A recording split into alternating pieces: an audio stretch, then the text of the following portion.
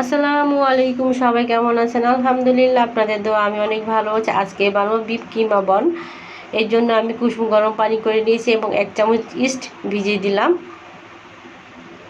এখন আমি দিয়ে দিব 2 টেবিল চামচ চিনি। তবে চিনিটা কিন্তু যার যার স্বাদ মতো ব্যবহার করতে পারেন। যেহেতু মিষ্টি খেতে চান সেহেতু চিনি একটু বাড়িয়ে দিতে পারেন, তবে আমি মিষ্টিটা কমিয়ে দিব, এই জন্য আমি 2 চামচ নিয়েছি।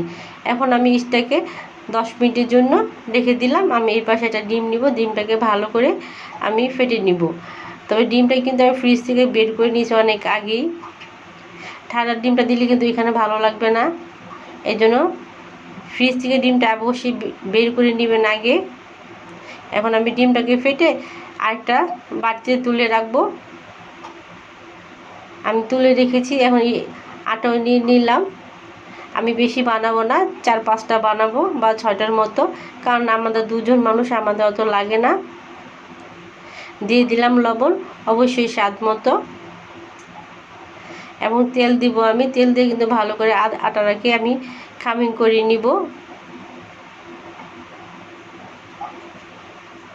ভালো করে মিশিয়ে নেব আমি। এখন ভালো করে না মিশালে কিন্তু আটার আবার সুন্দর আসবে না, মানে সুন্দর করে ফুলবে না। এই জন্য আমি এই যে এরকম একটা কিন্তু দলার মতো পেকে গেছে, তার মানে আমার আটাটা ভালো করে তেলের সাথে মিশে গেছে। এখন ডিমটা ফেটে রেখেছিলাম, সেই ডিমটা এখানে দিয়ে দিলাম।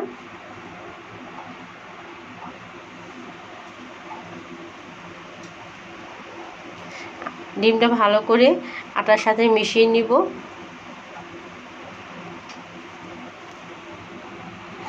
ইস্টটা নিয়ে নিব এখন, কারণ আমার 10 মিনিট ওভার হয়ে গেছে। এখন আমি এটা দিতে পারবো। আমি অল্প অল্প করে মেখে নিব। একবার পানি দিয়ে দিলে আবার সমস্যা, যদি আবার বেশি হয়ে যায়, এই জন্য আমি অল্প অল্প করে নিচ্ছি।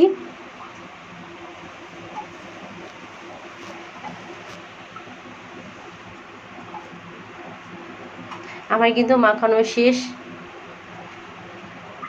ডোটা কিন্তু খুব সুন্দর তৈরি হয়েছে। এখন আমি উপর দিয়ে একটু তেল মেখে দিব, যাতে উপরটা শক্ত না হয়, সব থাকে।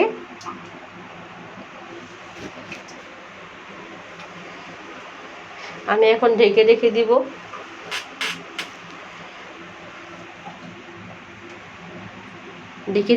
আমি 1 ঘন্টার মতো। আমি 1 ঘন্টা পরে এসে দেখি আমার ডোটা এত সুন্দর করে ফুলে গেছে, দেখেন।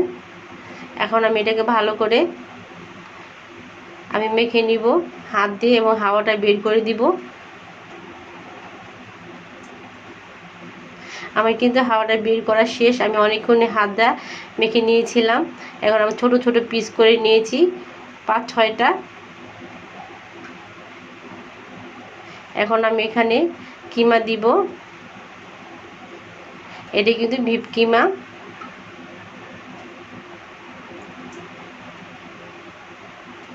সুন্দর করে এটাকে আমি গোল করে শেপ করে নেব একটা।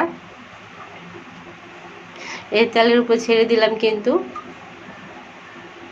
এটা ভাজা হতে থাক। আমি কিন্তু আরও কয়েকটা বানাবো।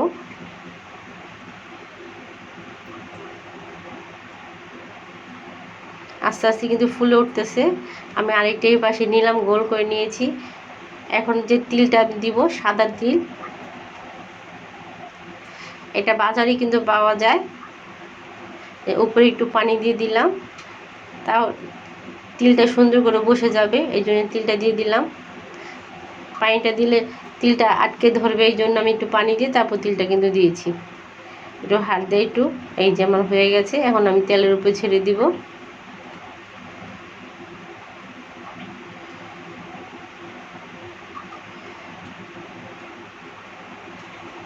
আমার এই যে বানানো কিন্তু শেষ। অনেক সুন্দর করে ফুলেছে এবং অনেক সুন্দর